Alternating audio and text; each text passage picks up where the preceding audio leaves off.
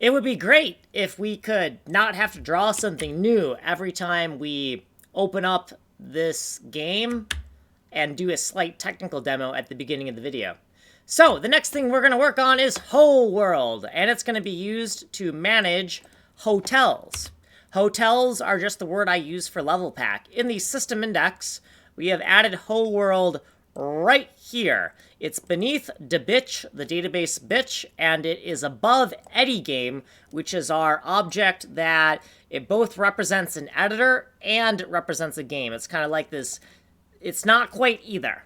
So Howorld is going to manage loading and saving levels from the MMO's world. From the MMO's world, it's going to manage loading and saving levels. In the const macros by system, we don't have any const data for Howorld yet. We're kind of just stubbing it in right now. And in the Howorld top-level data section, we don't have any data yet. We do not have any data yet. We're just stubbing it in. And then the final section that we are stubbing in for Howorld is the functions section. So it is beneath the bitch, and it is above EdiGame. So this section of code right here, you'll notice that there is a 360 right here. These 360s stand for the 360 right here because we're on video 360. And as we write functions associated with the Howorld system, they're going to go in between these two gigantic blue region markers here.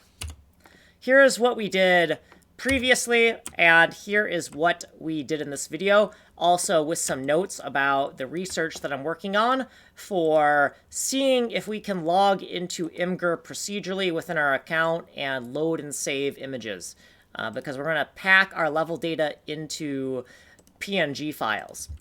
With that said, if you want a longer explanation, go to this playlist. If you like the explanation, stay on this playlist, because that's where you are. Source code is here. Email me here. With that said, you've been on video number 360. Like, subscribe, send money.